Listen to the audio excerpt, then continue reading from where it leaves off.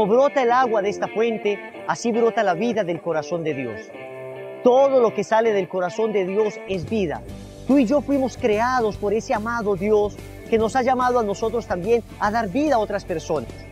Bienvenidos a este programa Totus Tus, preparación para la consagración total a Jesús por medio de María. Estamos terminando ya esta primera parte de la consagración, este primer bloque que es el conocimiento del espíritu del mundo. Y entre los factores que el mundo utiliza para contaminar a los hijos de Dios es la mal llamada cultura de la muerte. Una cultura que se ha sembrado en los corazones de muchas personas y de la que vamos a hablar en este programa, porque tú y yo, como consagrados a la Virgen María, debemos ser acérrimos defensores de la vida. Y para tocar este tema de la mal llamada cultura de la muerte, es importante iniciar hablando de la anticoncepción, que ha sido como la puerta de entrada para que se difunda esta mentalidad antivida. Por eso vamos a ver qué piensa la gente de la anticoncepción.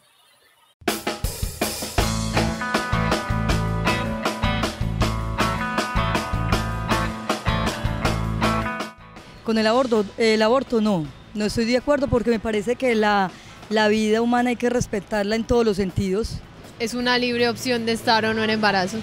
Hay un crimen, pues estás matando un bebé. El aborto es la libertad que tiene la mujer sobre su cuerpo y el derecho que además tiene. Pienso que es un pecado y no estoy de acuerdo con él. Pues yo digo que eso ya depende inclusive del lapsos de tiempo en que se ha gestado ese ser, ¿sí me hago entender? Pues ya todo es relativo, si ya un estado más avanzado, pues sí trae como consecuencia la muerte del feto. La mujer es la que lo engendra, la que lo carga, la que lo mantiene por lo general. El hombre es muy pocas veces responsable de eso. La mujer tiene todo el derecho a tomar la elección. Pues yo no le veo ninguna consecuencia. Cuando yo decido tener relaciones sexuales, está en mi mente saber que voy a tener un hijo, porque es algo que es de mi responsabilidad. Además, el único que puede quitar la vida es Dios, nadie más. Los métodos anticonceptivos son buenos, ya que permiten que no se genere tanto embarazo en adolescentes, en muchas personas que no lo desean. Buenos para la planificación, para prevenir tanta pobreza y tanta para los pelados hoy en día. Por ejemplo, hay métodos como el déjà vu.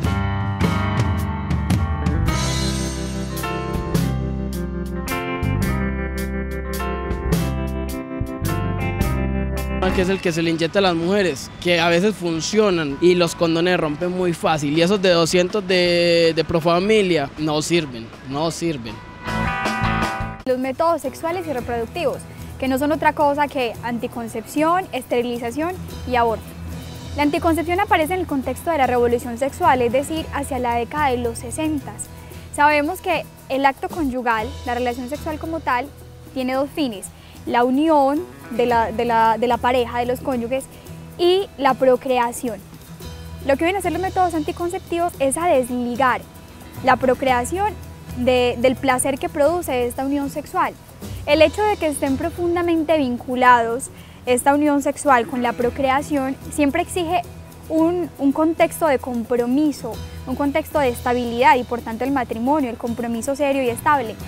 Los anticonceptivos vienen a cambiar totalmente este concepto, hacen que el sexo ahora se vuelva algo casual, porque como no corremos el riesgo de quedar embarazadas, como no se corre el riesgo, el peligro de tener hijos, entonces la sexualidad pasa a ser algo totalmente casual y por eso se cae en esta promiscuidad y libertinaje. Cuando se habla del tema de la anticoncepción, desgraciadamente la gente está muy mal informada. Entonces imaginan que cuando la iglesia dice que es pecado planificar por métodos anticonceptivos, por métodos artificiales, entonces todo el mundo piensa que lo que quiere la iglesia es que nos llenemos de hijos y la iglesia no comprende. Y una señora se me acercó una vez y me decía: vea Wilson, es que la iglesia me dice que yo planifique por métodos naturales y mi mamá planificó con el ritmo y vea, esa sí que tuvo hijos con ritmo, cada año un hijo y otro y otro y otro. Entonces se tiene la idea de que eso es lo que quiere la iglesia, que te llenes de hijos.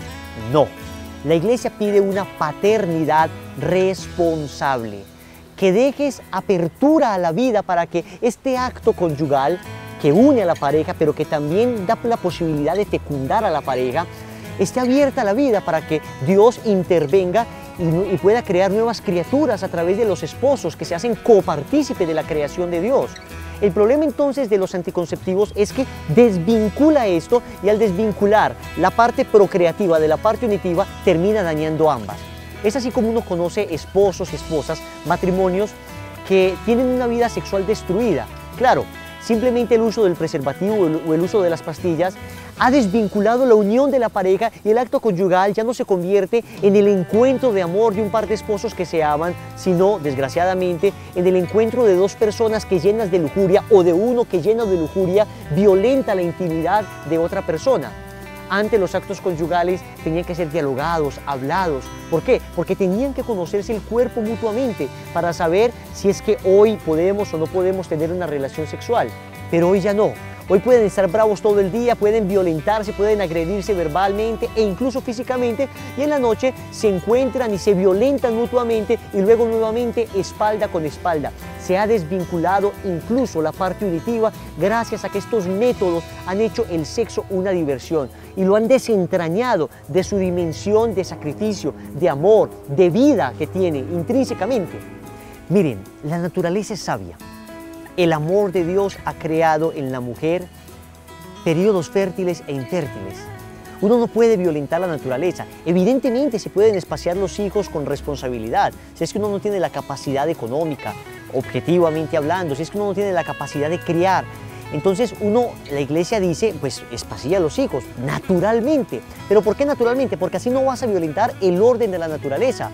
Cuando una persona escucha hablar de un bulímico, de una bulímica, de una niña que tiene ese trastorno psicológico en la alimentación, entonces comprende que es algo malo. ¿Por qué? Porque sabe que hay un acto natural que es comer, se experimenta un placer al comer y luego esto tiene unas consecuencias que es alimentar a las personas. Una persona que padece de bulimia, ¿qué es lo que hace? El acto natural de comer, experimenta el placer, pero luego violenta la consecuencia de ese acto natural. Y todos estamos en contra de eso y lo consideramos un trastorno. Lo mismo pasa exactamente con los métodos anticonceptivos. Existe un acto natural que es un acto conyugal, una relación sexual. Se experimenta un placer sexual que es amado, querido y bendecido por Dios cuando está en el contexto del matrimonio, con apertura a la vida. Y luego esto trae unas consecuencias. La consecuencia es que produce vida. Todo amor verdadero produce vida. ¿Qué es lo que pasa? Con los métodos anticonceptivos se violentan las consecuencias y al violentarse las consecuencias, entonces esto que es un acto natural se convierte en un acto inhumano, antinatural. Evidentemente, en el caso de la bulimia que decíamos ahora, hay maneras naturales de evitar, por ejemplo, la obesidad, de evitar que las personas tengan excesos en la alimentación. Entonces, uno simplemente regula la alimentación de manera natural, evitando comer harinas, evitando comer azúcares, evitando comer grasas. Lo mismo pasa en los actos conyugales. Evidentemente, yo no puedo tener un hijo por cada relación sexual, eso se entiende, pero entonces se utilizan los periodos fértiles e infértiles con algo que se llama el método Binning de planificación natural, el método sintotérmico. Existen multitud de métodos naturales que son supremamente efectivos, que no violentan la naturaleza y que están muy en unión con lo que la iglesia nos pide. Veamos ahora este video y en este video vamos a comprender lo nocivo que son los métodos anticonceptivos.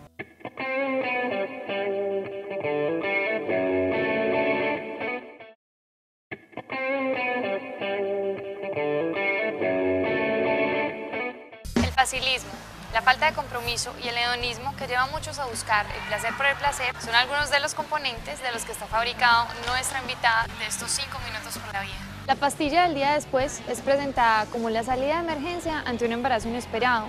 Pero, ¿cuáles son las consecuencias en la persona y en la sociedad? Mi nombre es María Angélica y esto es 5 minutos por la vida. Consiste en la aplicación de unas hormonas muy parecidas, similares a las hormonas que contienen las píldoras anticonceptivas, pero en unas dosis más altas que producen una interrupción del ciclo menstrual normal y un sangrado y que han sido llamadas como píldora postcoito o píldora del día siguiente. En este tema de la píldora del día siguiente se refiere básicamente a un medicamento que se ha estado ofreciendo en el último tiempo como un método anticonceptivo. Se ofrece sobre todo a adolescentes y a jóvenes como un método anticonceptivo de emergencia.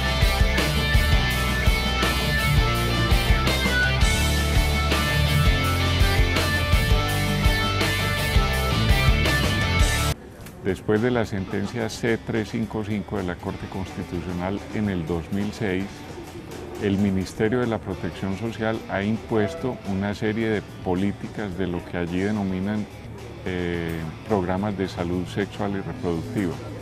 En estos programas y bajo esa premisa ideológica, el aborto se entiende como un derecho de los usuarios y entonces el Ministerio, FECOLSOC, Profamilia, Universidad Nacional, otras instituciones están empeñadas en la difusión de la metodología abortista como una manera de lo que ellos denominan planificación familiar. Esta manipulación que se da a nivel del lenguaje es la manera de calar de manera más profunda en la cultura, en los adolescentes y en los jóvenes, puesto que ningún ser humano de manera natural va a tender a hacer el mal o va a hacer una elección por algo que es negativo o que es contraproducente para sí mismo o para otras personas. Entonces, en el momento en que se le da otro nombre, este nombre de píldora del día siguiente o mecanismo anticonceptivo de emergencia, estás dándole una connotación un poco más positiva que la que en realidad tiene.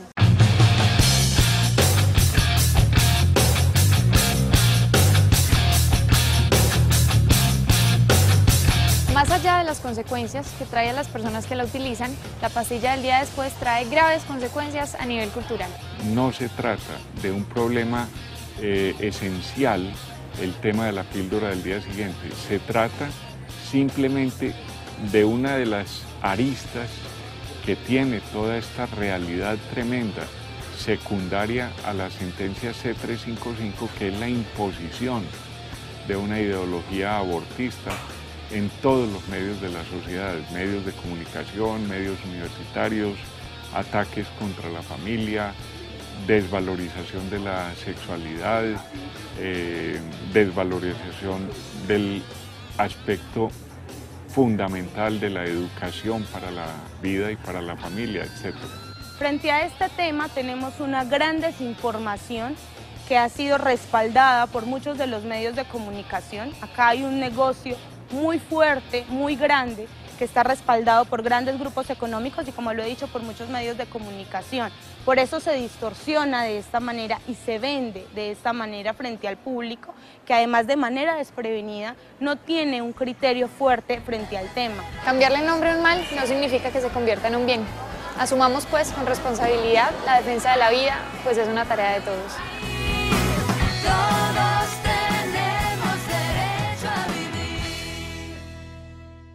Otro tema importante dentro de esta mal llamada cultura de la muerte es el tema del aborto. El aborto que uno lo quieren hacer ver como algo totalmente normal, como algo permitido, como algo común. Y creemos que porque es común es algo normal y que está bien. A veces nos hacen creer que lo técnicamente posible es moralmente admisible, es decir, si la ciencia lo puede lograr, entonces se puede hacer.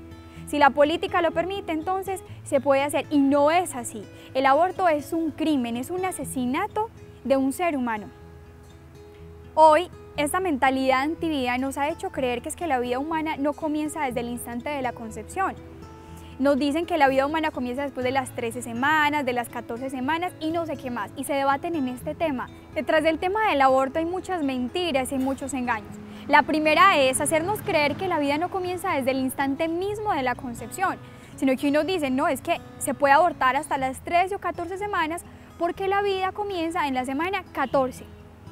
¿Quién puede decir que un embrioncito que tiene 13 semanas con 29 días no es ser humano y de repente, un día después, a las 14 semanas, entonces ya es un ser humano? ¿Qué cambio hubo allí?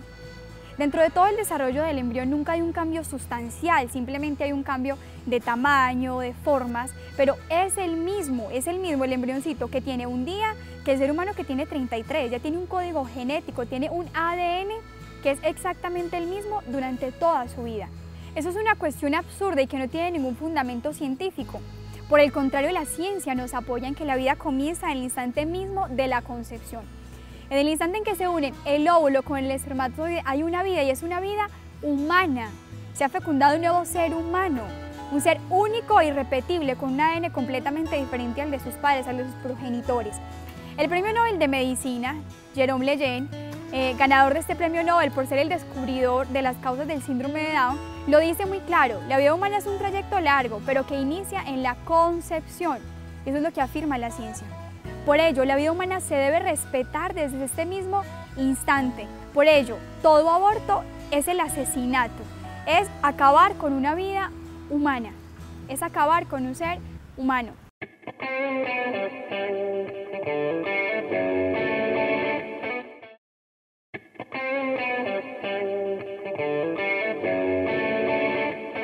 Una de las armas más feroces de la anticultura de la muerte, de la mal llamada cultura de la muerte, es el tema del aborto.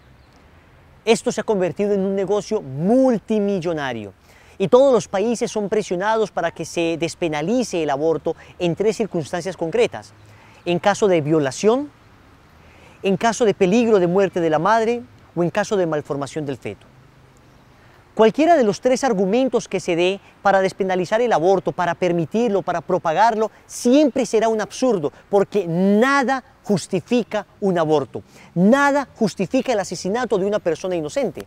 Entonces, cuando se te viene una persona y te dice, mira, es que violaron a esta pobre mujer, qué pesar, y producto de esta violación quedó embarazada, entonces hay que abortar el niño porque el niño siempre le va a recordar el violador.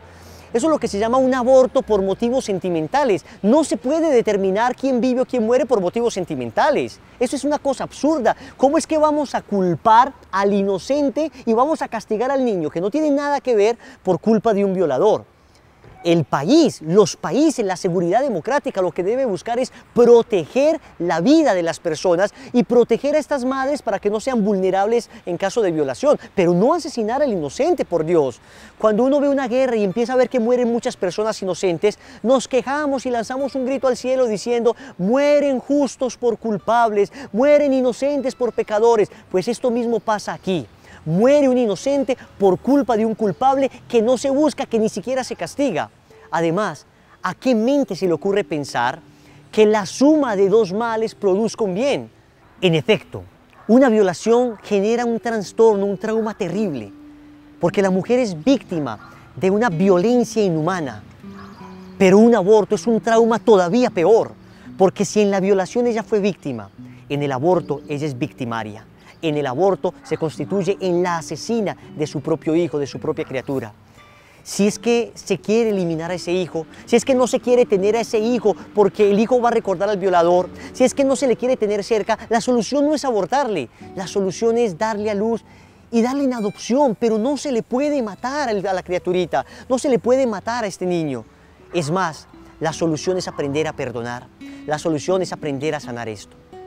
El segundo caso que esgrimen los proabortistas, las personas que están en favor de esta masacre inhumana, es el caso de peligro de muerte de la mamá.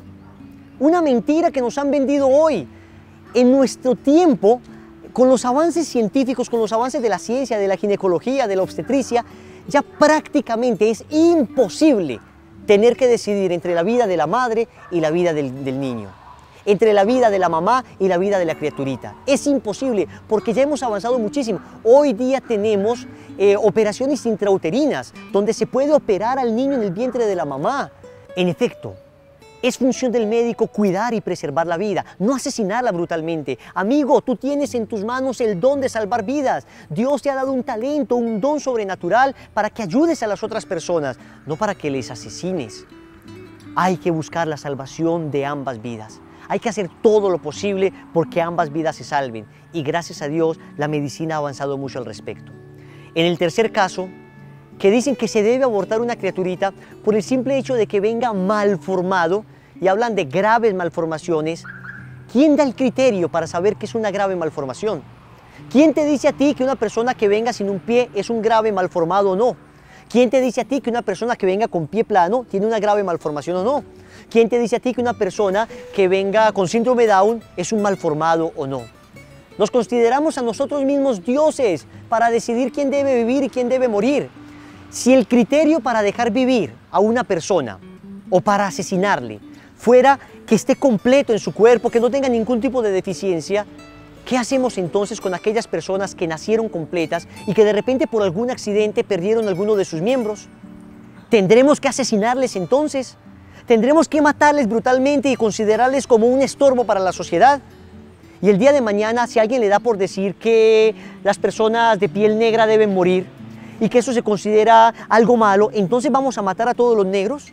Vamos a matar a todas las personas que consideremos feas, por ejemplo, y si les da por decir, vamos a matar a todos los feos. ¿Quién tiene poder para determinar quién debe vivir y quién debe morir? Es que estamos utilizando el poder que Dios nos ha dado sobre los débiles como si fuéramos Dios. Es el poder de los fuertes sobre los débiles. Esto es el mundo animal, bestial y salvaje. Y no es lo que Dios quiere definitivamente. Dios nos llama a preservar y a cuidar toda vida, especialmente la débil. Y si viene una persona con alguna dificultad, con alguna malformación, entonces hay que ayudar a esa persona todos en solidaridad y con amor a que tenga una vida en condiciones dignas y favorables. Eso es lo que hace un verdadero católico, es lo que hace un consagrado a la Virgen María.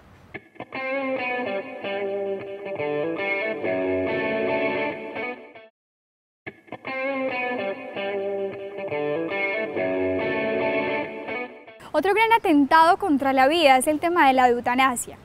Eu, que significa buena, thanatos, muerte, la buena muerte o muerte digna, como nos la quieren vender hoy. Lo curioso de esta mal llamada cultura de la muerte es precisamente que nos vende el aborto, la anticoncepción, la eutanasia como un derecho, bajo el sello de derecho. Entonces, claro, nos invita a reclamarlos, a promoverlos, cuando en realidad esto lo que hace es irse contra la persona misma y destruir al hombre mismo. Esta mentalidad antivida en el fondo se nutre de un pensamiento utilitarista, de un pensamiento pragmático, donde creemos que la persona vale según su capacidad de goce, según su capacidad de disfrute y según su capacidad de producir. Si la persona no produce para la sociedad, si no es perfecta, entonces esta persona es una carga, es un estorbo y hay que eliminarla. Detrás de toda esta cultura antivida hay grandes intereses económicos y políticos, que es lo que lo motiva, no precisamente tu dignidad, y no precisamente para que no sufras.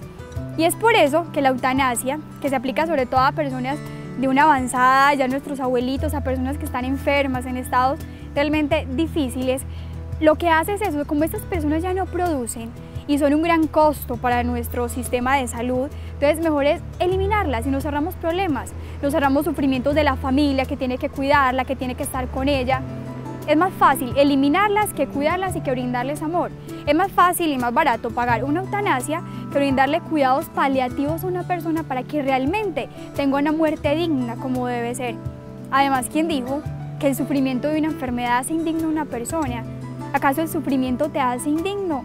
No, el sufrimiento tiene un gran valor, el sufrimiento purifica a la persona, el sufrimiento fortalece a la persona, el sufrimiento nos configura con Cristo. Recordemos que el sufrimiento tiene un valor redentor, que Cristo nos salvó en la cruz a través del sufrimiento y que nosotros cristianos estamos llamados a ser cooperadores, a ser corredentores ofreciendo nuestro sufrimiento, como el sufrimiento muchas veces logra la transformación de una familia, logra la unión de una familia, logra que una persona realmente cambie y empiece una vida verdaderamente feliz.